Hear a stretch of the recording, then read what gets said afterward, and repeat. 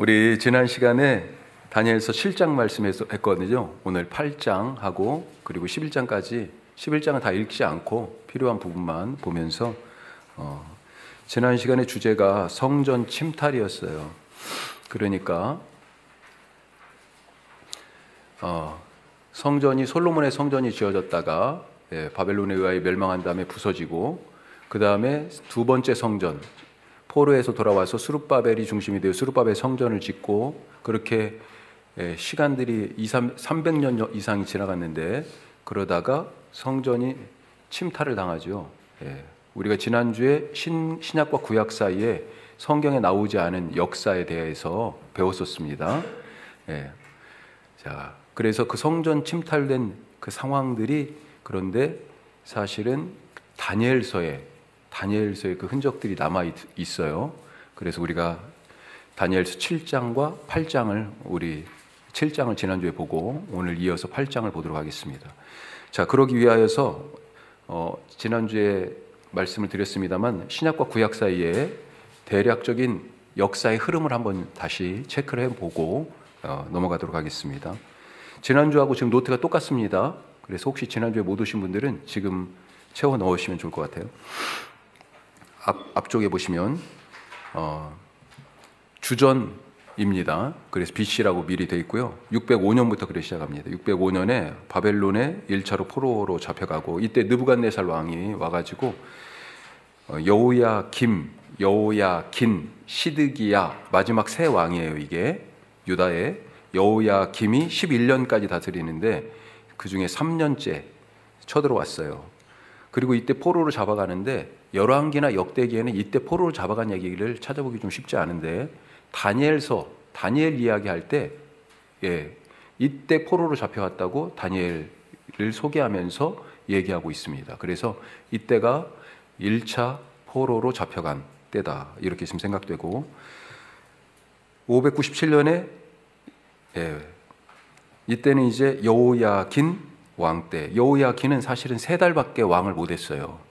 그런데 느부갓네살이 와가지고 다 잡아가는 거죠. 이때가 이제 본격적인 포로. 그런데 이 횟수로는 2차 포로. 세 번째는 유다가 멸망할 때 이때는 시드기야 왕이 눈이 뽑히고 쇠사슬에 묶여가지고 바벨론으로 왕이 그렇게 끌려가죠. 비참하게. 그런데 백성들 그 다음에 제사장들, 지식인들, 기술자들, 귀족들 관리 중에서도 신분에 있어서도 기술에 있어서도 지식에 있어서도 쓸만한 사람들은 싹 잡아갑니다. 그래서 3차 포로 나라가 이때는 완전히 멸망할 때고요. 자, 그때로 그렇게 해가지고 시간이 지나서 바벨론이 쇠퇴합니다. 몇십 년 못 간 거죠. 그러면서 그 사이에 메디아라고 하는 나라가 또 등장하고 더불어서 페르시아도 나타납니다. 그게 성경에서는 바사라고 그러죠. 자, 그러면서 페르시아 왕 고레스가 메대까지 다 규합해가지고 결국은 바벨론을 무너뜨리고 페르시아, 바사 제국을 이제 시작하게 돼요. 그게 539년입니다. 그리고 나서 1년 지난 후에 노트에 538년 페르시아 왕 고레스가 유대인들은 고향 땅으로 가라. 포로들의 귀환을 명합니다. 고레스 칙령이에요. 자, 그래서 이때 귀환하게 돼요. 1차 포로 귀환입니다. 스룹바벨이 중심이 됐어요. 돌아와서는 어떤 과업이 주어졌어요? 이 사람들에게 성전 재건의 과업이 주어졌습니다. 그래서 성전 재건을 이제 열심히 하는데 나라가 멸망하고 포로로 잡혀갔을 동안에 이미 다른 민족들이 이제 와가지고 예루살렘, 유다 땅에 주인 행세하고 있는 사람들이 있었던 거죠. 그 이웃 민족들이 반대를 합니다. 그래서 그것 때문에 성전 재건이 2년 만에 중단이 되고요.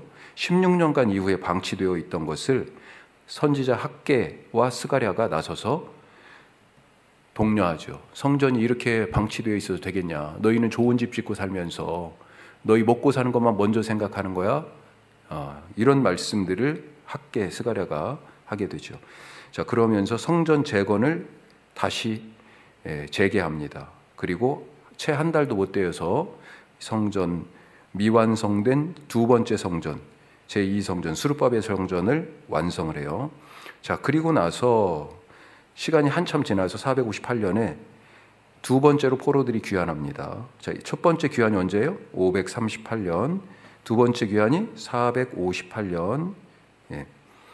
이때는 에스라가 이끌어 오고요. 에스라는 서기관, 그러니까 율법에 정통한 율법학자였고 뿐만 아니라 제사장이었습니다. 그래서 말씀 가르치는 일, 율법, 말씀과 제사장이었기 때문에 예배를 통하여서 공동체를 재건하는 그런 일을 하게 되고요. 10여 년 더 지나서 444년에 3차로 귀환하여 포로가, 이때는 느헤미야가 주도 중심이 돼가지고 돌아오게 되는데, 돌아와서 과업이 있어요. 뭡니까?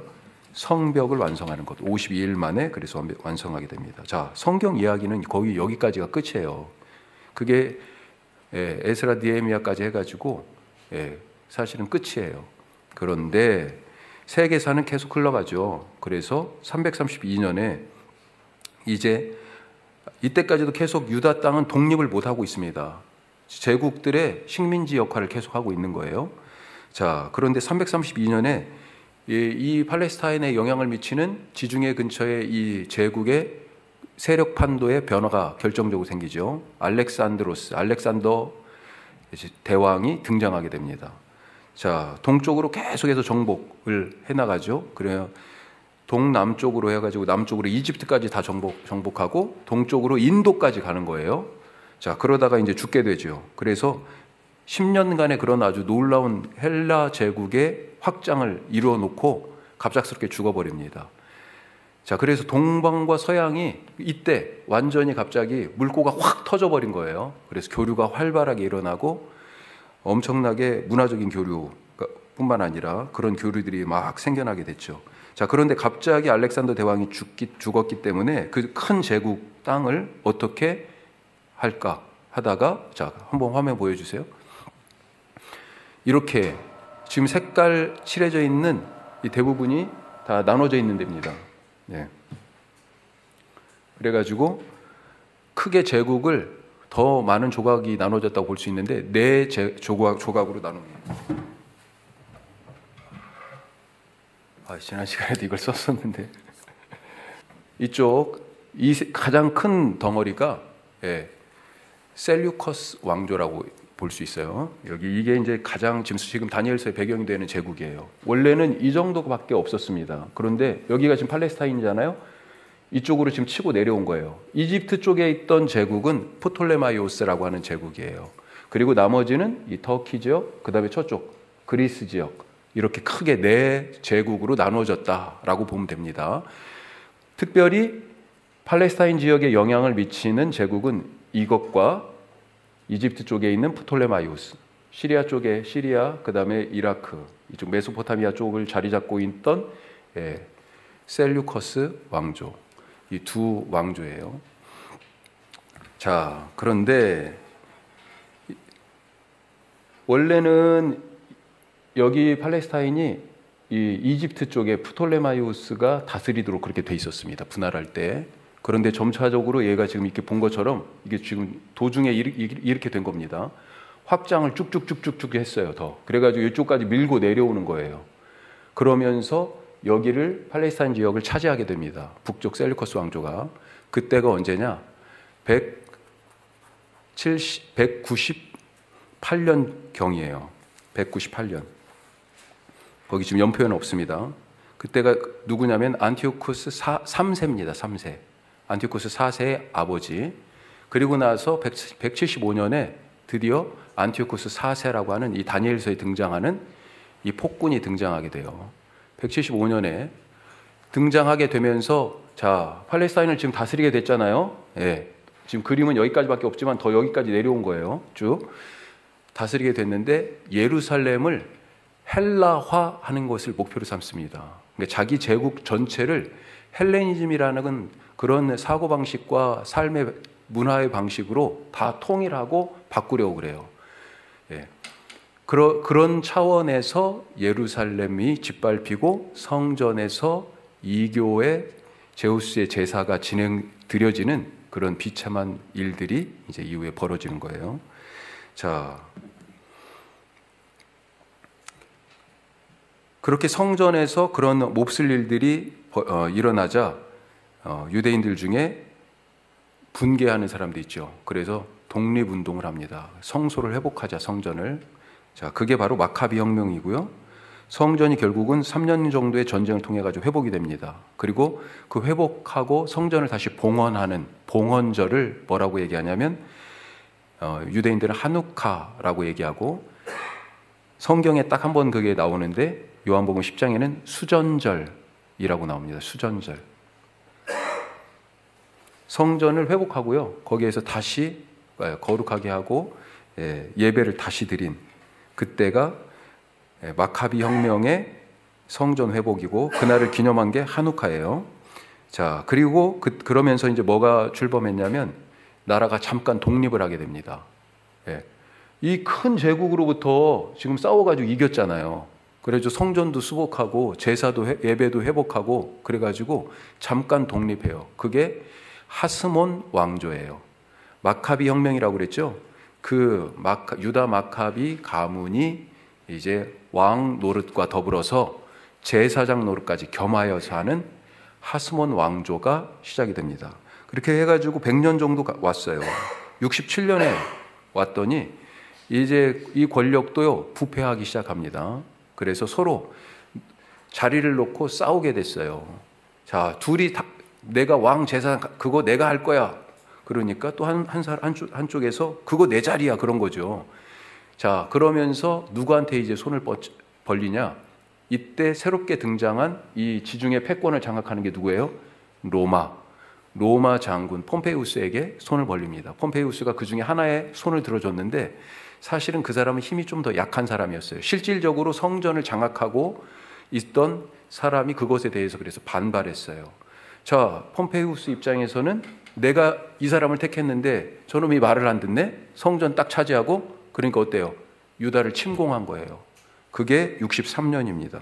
폼페이우스가 결국은 예루살렘에 진격해가지고 로마 군대가 성전 벽을 허물고 성전에 들어가게 되고, 심지어 폼페이우스는 지성소까지 들어갑니다.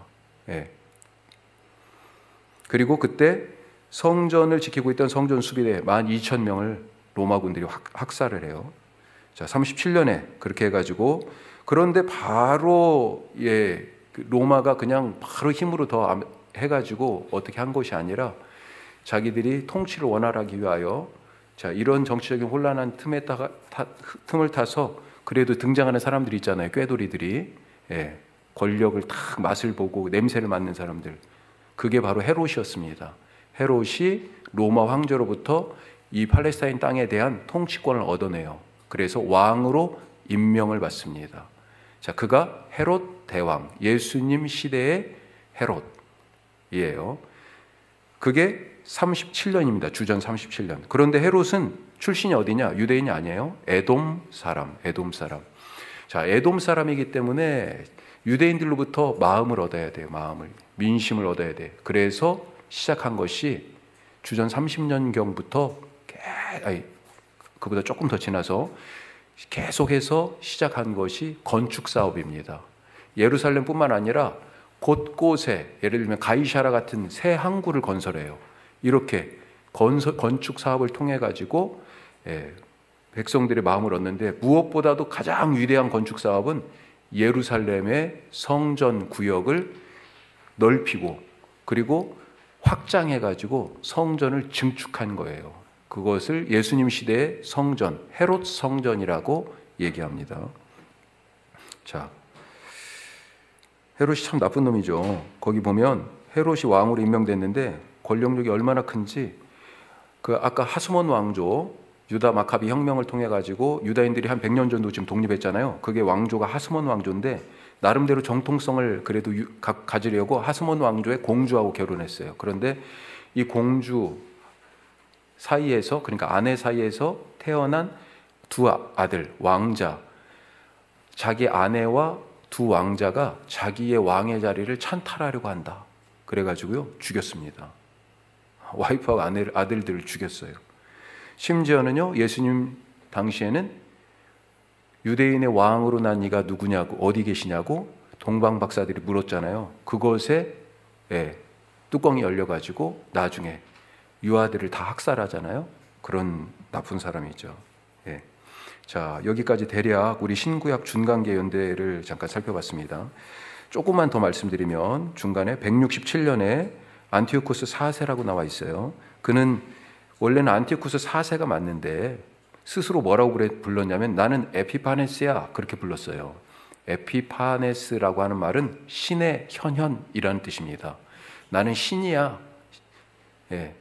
자기 자신을 신의 반열에 올려놨어요. 자, 오늘 읽다가 다니엘서 8장에 그런 얘기들이 나옵니다. 살짝. 자, 지금 여기 보시면 이 북쪽, 여기가 이제 11장에 보면 북쪽 왕이라고 해가지고 북방 왕이라고 해서 계속 나오고, 그 다음에 이집트의 왕을 남방 왕이라고 해가지고 계속 나옵니다. 북방 왕이 이렇게 침략을 하러 와요. 그런데 원정을 승리할 때도 있지만 승리하지 못하고 돌아갈 때도 있어요. 그렇게 거의 많이 승리했었는데 한 번은 승리하지 못하고 돌아가다가 열받아가지고 예루살렘에 들어가서 우리가 말하는 성전을 더럽히고 제우스의 그 제단에다가 돼지를 바치고 하는 그런 어마어마한 일을 하게 되는 것을 우리가 다니엘서의 말씀에서 볼 수 있어요. 자, 다니엘서가 그래서 사실은 연대기적으로 어떻게 보면 어떤 분들은 구약 성경에서 제일 후대에 쓰인 것이다 이렇게 말하는 분들도 있습니다. 왜 그러냐면 이때가 지금 주전 몇 년이요? 160년 정도 됐을 때의 일이잖아요. 그러니까 그때의 시대를 반영한 이야기가 다니엘서 7장, 8장, 11장 뭐 이런 쪽에 쓰여 있기 때문에 가장 늦게 쓰여진 것이 아니냐 이렇게도 생각합니다. 자, 이런 대강의 아웃라인을 가지시고 우리 다니엘서 8장 말씀, 8장 들어가기 전에 7장 바로바로 하고 그냥 넘어갈게요. 자, 다니엘의 첫 번째 환상이 6장까지는 우리가 역사적인 다니엘의 새 친구 이야기도 있고 다니엘이 사자굴에 던져진 얘기도 있고 처음 1장에는 포로로 잡혀와서 음식 나는 그거 안 먹어 했던 그런 이야기들 있잖아요. 쭉 그런 역사적인 다니엘에 대한 얘기가 나오는데 7장부터는 다니엘의 환상 얘기입니다. 전부 다. 자, 그래서 7장 뭐가 나오냐면 첫 번째 환상을 이제 보게 되는데 내 짐승을 보게 되는 거예요. 자, 그러면 이 짐승이 뭐냐? 이 짐승은 2번에 보시면 내 짐승은 내 왕, 내 나라다. 나라에 대한 얘기예요. 내 나라. 어떤 나라예요? 어떤 나라? 바벨론, 메데, 바사, 헬라. 아까 설명드렸죠, 역사. 자, 그 다음에 1번에 가로 2번 보시면 이 네 짐승과 누가 싸워요? 옛적부터 항상 계신 이가 싸워요. 그런데 옛적부터 항상 계신 그분이 승리하시는 거죠. 자, 그리고 더불어서 또 등장하는 분이 있어요. 누구예요? 인자 같은 분, 인자 같은 이가 등장합니다. 이게 다니엘서에 처음으로 인자가 나오고요. 예수님이 자기를 말씀하실 때 인자는 그렇게 말씀하셨잖아요. 그 인자가 다니엘서에 바로 이 인자예요. 자, 옛적부터 항상 계신 이 하나님 아버지죠. 인자 같으신 이 예수님에게 뭘 주세요? 권세와 영광과 나라. 우리 주기도문 끝에 나라와 권세와 영광이 영원히 아버지의 것인데 그 아버지가 누구에게 주셨어요? 예수님에게 주신 거예요. 그래서 인자로 오신 예수님이 바로 아버지로부터 나라와 권세와 영광을 받은 메시아다라고 하는 것입니다. 예수님이 내가 인자가 이렇게 말하는 것은 메시아로서의 나라와 권세와 영광을 아버지로부터 받은 메시아다는 섬기러 왔다. 자기 목숨을 많은 사람을 위한 대속물로 주러 왔다. 이렇게 말씀하시는 거예요. 자, 2번 보시면 뭐라고 되어 있어요? 환상의 해석이죠. 아까 나라는 짐승은 내 나라를 뜻하는데 그 나라는 역사적인 순서대로 바벨론, 메데, 바사, 헬라. 그리고 나서 10뿔 가진 아까 짐승이 네 개잖아요. 네 번째 짐승이 10뿔을 가졌어. 자, 이것은 네 번째 나라를 뜻하는 것인데 뭐예요? 말로 동그라미 3번 하나님을 말로 대적하고 자기가 중심이 되어가지고 때와 법을 바꿔. 이거 하나님 자리에 올라가는 교만이죠. 자, 그래서 하나님을 대적하는 그런 모습들이 나타납니다. 자, 그게 우리 다니엘서 7장의 말씀이었어요. 자, 8장을 보죠. 이제 자, 크게 유다가 멸망한 이후에 그때는 바벨론이었어요. 이 지역 패권을. 그 다음에 바벨론, 다음에 메대, 그 다음에 바사, 그 다음에 한 200~300년 지나서 헬라가 등장하죠. 자, 헬라가 등장한 그 이후의 이야기, 바사부터 조금 더 줄여가지고 그렇게 얘기하고 있는 게 8장입니다. 자, 여기서는 두 뿔을 가진 순양과 그 다음에 이 순양을 싸워서 이기는 숫염소가 나와요. 그리고 숫염소에는 뭐가 있냐면 큰 뿔이 있어요. 이것들이 뭘 뜻하는 것이냐? 라고 하는 것을 알려줍니다. 8장에.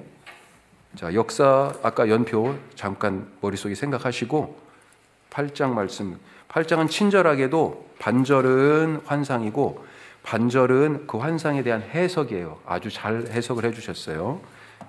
자,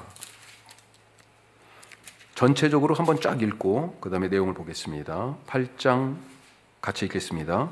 나 다니엘에게 처음에 나타난 환상 후 벨사살 왕 제3년에 다시 한 환상이 나타나니라. 내가 환상을 보았는데 내가 그것을 볼 때 내 몸은 엘람 지방 수산성에 있었고 내가 환상을 보기는 을레 강변에서이니라.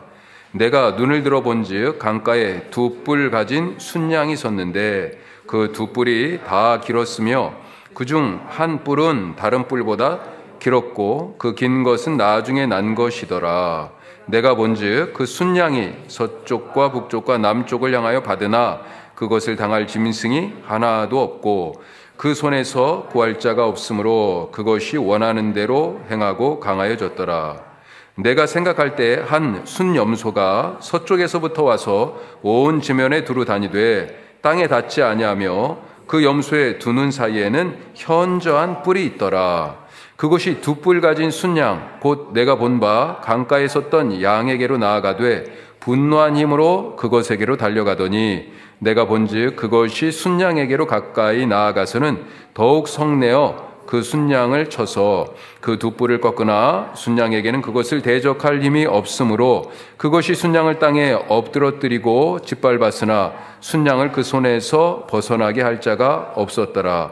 순염소가 스스로 심히 강하여 가더니 강성할 때에 그 큰 뿔이 꺾이고 그 대신에 현저한 뿔 넷이 하늘 사방을 향하여 났더라. 여기까지 할게요. 자, 지금 뭐가 등장했습니까? 순양이 뿔이 두 개라고 그랬어요. 그 다음에 5절부터 보면 숫염소가 등장하는데 어떻게 되어 있습니까? 두 눈 사이에 끝에 보면 5절 끝에 현저하게 도드라진 큰 뿔이 하나 있는 거예요. 자, 그래가지고 순염소가 순양을 싸워서 이기는 겁니다. 자, 그리고 나서 8절부터는요, 순염소가 스스로 강대해졌는데 이 큰 뿔이 하나 있었잖아요. 근데 이 큰 뿔이 꺾이고 이제는 뿔이 몇 개? 4개.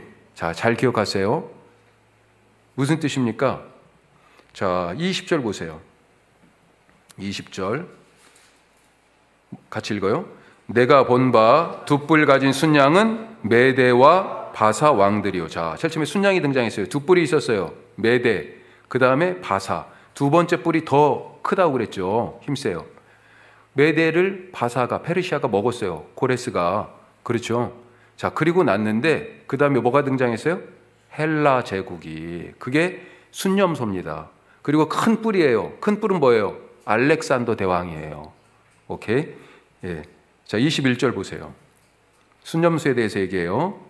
털이 많은 순염소는 곧 헬라 왕이요. 그의 두 눈 사이에 있는 큰 뿔은 곧 그 첫째 왕이요. 알렉산더예요.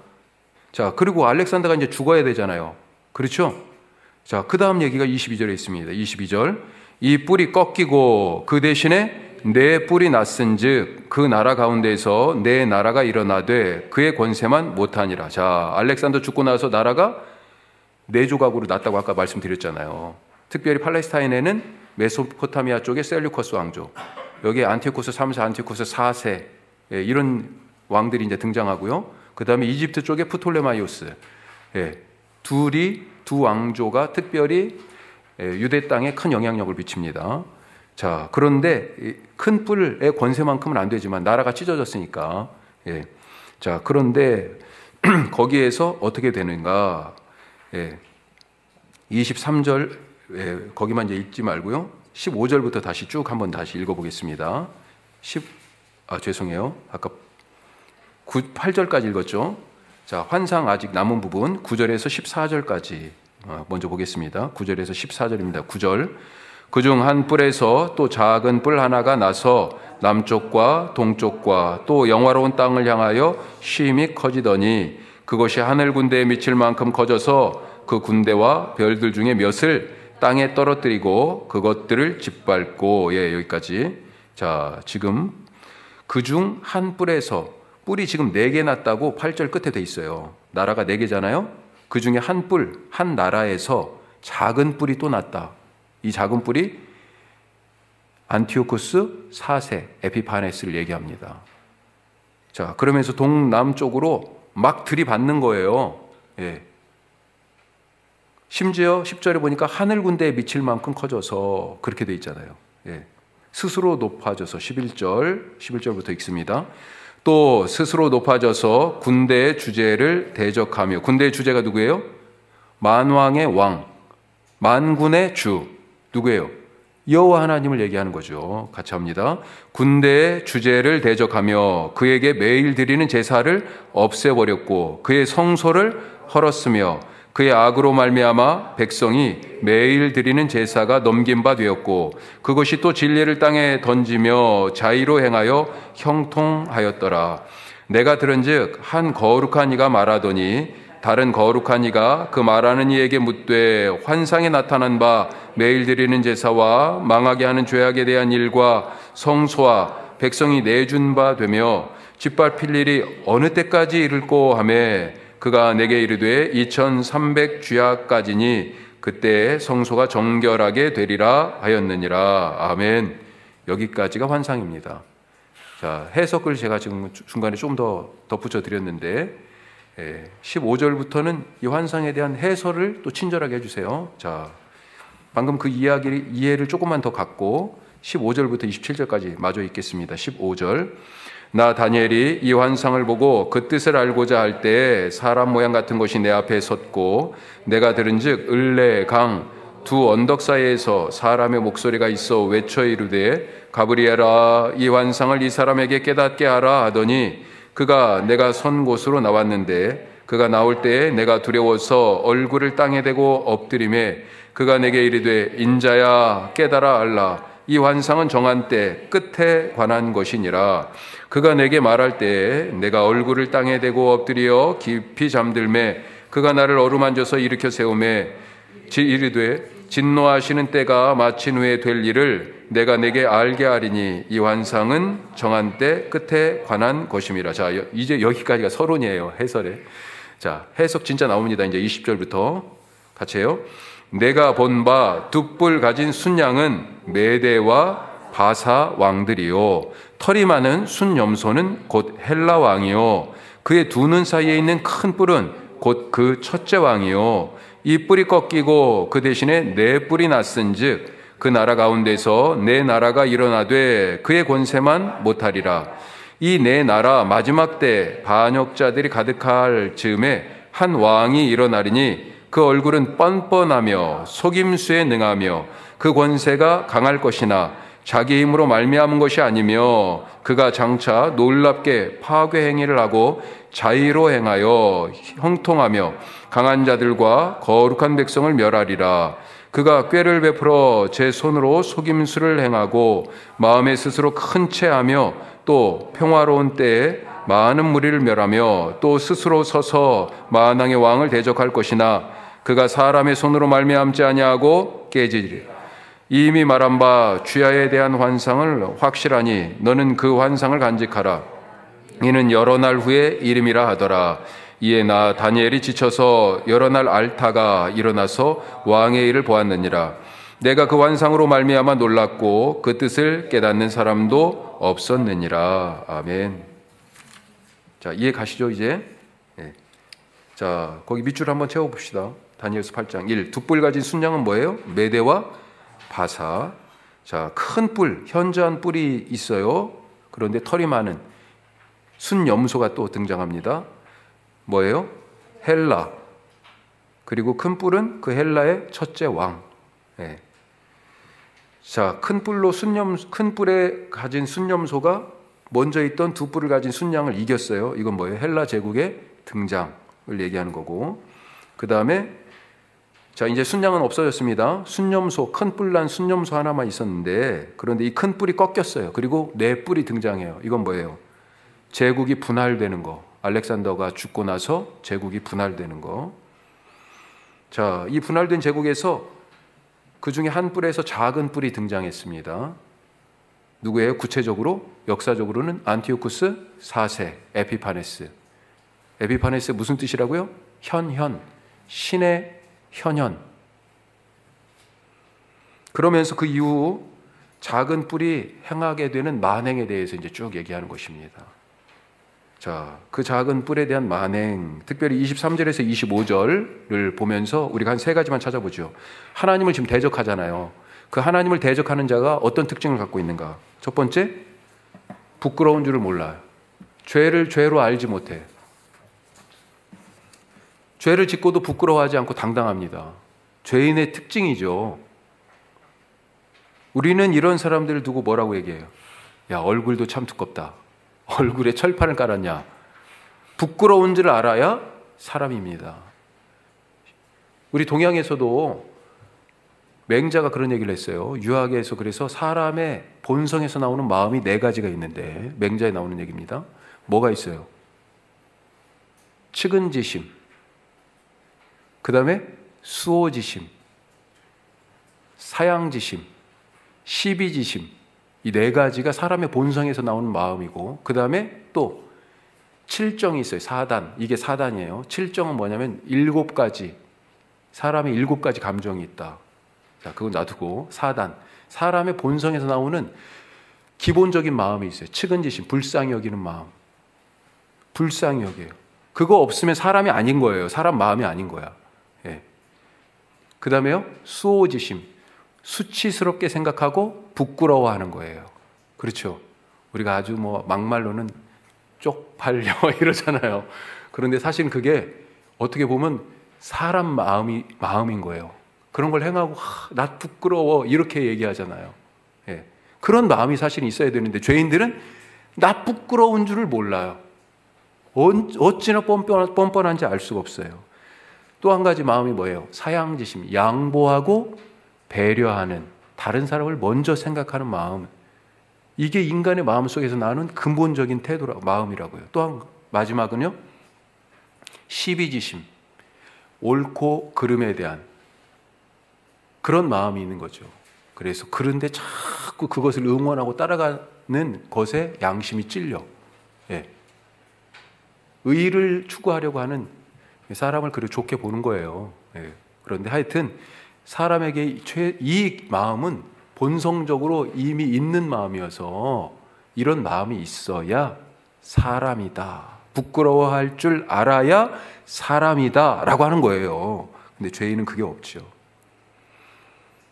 오늘 말씀에 나오는 이 안티오쿠스 4세의 모습이 그 네 번째 뿔에서 나온 작은 뿔, 그가 행하는 만행의 기초가 바로 뭐예요?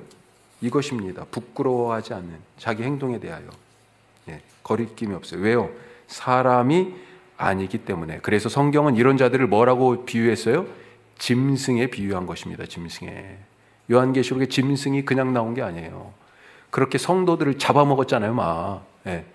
우리는 사실은 맹수, 옛날에 진짜 이 강릉에서 아니면 저쪽 제천 충주 쪽에서 서울 가려고 이 원주를 지나가지고 만약에 가다가 이 산들을 넘으면서 엄청나게 많은 사람들이 호랑이 범한테 잡혀 먹혔을 거예요. 그렇죠? 예. 짐승이 짐승. 자, 두 번째, 이렇게 하나님에 대적하는 자의 특징 중에 하나가 뭐예요? 거짓말에 능하다. 거짓말. 23절에서 25절의 말씀을 바탕으로 지금 얘기하고 있는 겁니다. 속임수란 얘기가 그의 얼굴은 23절 끝에 그의 얼굴은 뻔뻔하며 아까 1번에 부끄러움을 모른다고 그랬죠. 뻔뻔하고 또 속임수에 능하며 25절에도 보면 그가 꾀를 베풀어 제 손으로 속임수를 행하고 왜 속입니까? 얻으려고 하기 때문에 그런 거잖아요. 성취하려고 하기 때문에요. 그래서 거짓말을 합니다. 자기 목적 달성을 하기 위하여 수단과 방법을 가리지 않는 게 거짓말이죠. 그래서 거짓말은 어디에서 왔어요? 마귀에게서 왔습니다. 마귀. 자기가 원하는 것을 얻기 위해서 사실을 비틀고 진실을 뒤집어 버립니다. 한 말도 안 했다고 하고 한 일도 모른다 시치미를 딱 댑니다. 사실을 조작하고 진실을 덮어버려요. 이런 자들이 하나님을 대적하는 자들입니다. 10계명의 8번째 계명이 내 이웃 거짓 증거하지 말라, 거짓말하지 마라인 것을 우리가 잊지 마시기 바랍니다. 살인하고 사실은 같은 무게예요. 예, 얼마나 큰 죄인지 알 수가 없어요. 요한복음 8장 44절 그 노트에 있습니까? 같이 한번 읽어보죠. 같이 8장 44절. 너희는 너희 아비 마귀에게서 났으니 너희 아비의 욕심대로 너희도 행하고자 하느니라. 그는 처음부터 살인한 자요 진리가 그 속에 없으므로 진리에 서지 못하고 거짓을 말할 때마다 제 것으로 하나니 이는 그가 거짓말쟁이요 거짓의 아비가 되었음이라. 진리와 반대예요. 거짓은 어디에서 왔어요? 마귀에게서 왔어요. 자, 세 번째, 하나님을 대적하는 자의 특징 뭘까요? 교만이죠. 교만. 빠질 수가 없죠.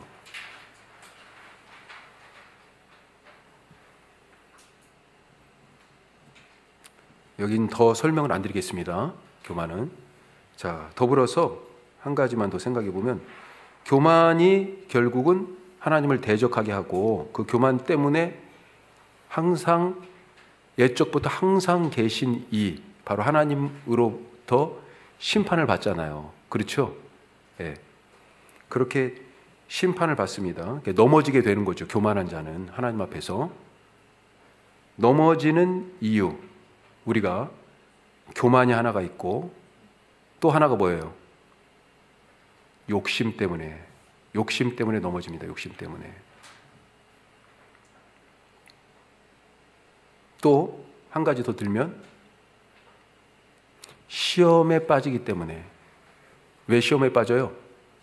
깨어 기도하지 않기 때문에 시험에 빠져요. 나중에 기회 되면 이 세 가지 가지고 또 한번 말씀을 나눠보도록 하죠. 자, 이렇게 8장 됐고요. 11장은 나중에 집에 가서 읽어보시고 밑줄만 채워보도록 하겠습니다.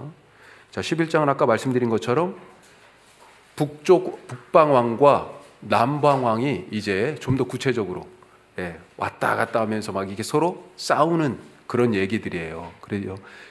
여기 지금 나눠드린 것처럼 27절까지는 그렇게 서로 공방전이에요. 위로 올라갔다 아래로 내려왔다. 그렇게 이해하시고 28절부터가 본격적인 얘기입니다. 북방왕이 이제 남쪽 이집트를 정벌하러 가요. 안티오코스 4세가 정벌하러 갔다가 마음대로 안 됩니다. 자, 31절 한번 보죠. 11장 31절. 28절부터 보겠습니다. 북방왕은 많은 재물을 가지고 11장 28절. 북방왕은 많은 재물을 가지고 본국으로 돌아가리니 그는 마음으로 거룩한 언약을 거스르며 그의 마음대로 행하고 본토로 돌아갈 것이며. 거룩한 언약이 뭐예요? 이스라엘 백성들을 얘기하는 겁니다. 자, 그러면서 작정된 기한에 그가 다시 나와서 남방에 이를 것이나 뭐라고 돼 있어요? 이번이 그 전번만 못하려. 지금 원정이 실패한 겁니다. 자, 이는 왜 실패했냐면 기띔의 배들이 이르러 그를 칠 것이다. 기띔이 어디를 얘기하냐? 원래는 지중해 그 안쪽에 있는 사이프러스 섬을 구브로 섬을 얘기했어요. 사이프러스. 그런데 나중에는 어디를 일컫게 되냐면 로마를 일컫게 됩니다. 특별히 이 다니엘서 여기 기띔은 로마를 얘기해요. 로마 군대가 개입하게 된 거예요. 이집트를 도와요. 그래가지고 원정에 실패하네요. 그래서 그가 낙심하고 돌아가면서 맺은 거룩한 언약에 분노하였고. 자, 거룩한 언약이 뭐라고요? 이스라엘 백성들이에요. 거기에 분노합니다. 자기 땅에 돌아가서는 맺은 거룩한 언약을 배반하는 자들을 살핀다. 이게 무슨 얘기냐면 이스라엘 그 백성들로부터 배신자들 있잖아요. 그들을 살핀다, 돌봐준다는 얘기입니다. 그래, 너 내 편이구나. 이렇게 지금. 자, 그러면서 돌아가면서 무슨 악행을 하냐? 31절 같이 해요. 군대는 그의 편에 서서 성소 곧 견고한 곳을 더럽히며 매일 드리는 제사를 폐하며 멸망하게 하는 가증한 것을 세울 것이며, 자, 이런 일들을 저지르게 되고, 이 장면을 예수님이 말씀에서 인용합니다. 자, 거기 마태복음 24장 15절 노트에 있죠? 같이 읽어보겠습니다. 그러므로 너희가 선지자 다니엘이 말한 바 멸망에 가증한 것이 거룩한 곳에 선 것을 보거든. 그때가 언제예요? 마지막 때다. 아까 8장에서 끝에 마지막의 때에 대한 얘기다라고 두 번이나 말하고 있거든요. 마지막 때에 대한 말씀을 마태복음 24장에서 말세에 일어날 징조들을 쭉 얘기하시면서 이 다니엘서 이 말씀을 인용하고 계세요. 자, 그러면서 이 성전을 이렇게 침탈한 이유가 뭐예요? 내가 이 니네들 신보다 더 위대한 내가 신인데 바로 그것 때문에 그렇죠. 자, 거기 3번 보시면 스스로 신이 된 북방왕. 그래서 이름도 에피파네스라고 지은 거예요. 별명을. 그리고 결국은 이 북방왕이 어떻게 됩니까? 4번 심판받습니다. 그게 11장의 내용이에요. 자, 이런 말씀 왜 드린 거예요? 지금 쭉 성전이 침탈을 당했어요. 왜요? 성전이 성전답지 못한 거예요. 또 성전의 역사가 그렇습니다. 솔로몬의 성전이 그래서 무너졌고요. 두 번째 성전도 이렇게 지금 짓밟히고 있어요.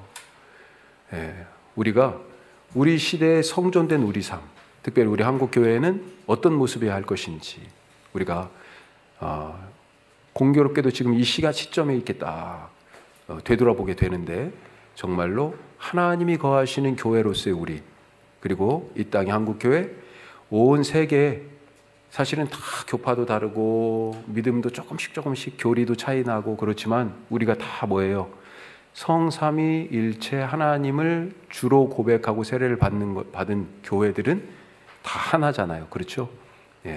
이 땅의 교회들이 정말로 하나님이 거하시는 거룩한 교회 되게 하옵소서. 그런 간절한 마음으로 오늘 말씀 생각하면서 기도하고요. 그 다음에 우리 어린이와 청소년부 위해서 기억하고 기도해 주시기 바랍니다. 기도하겠습니다.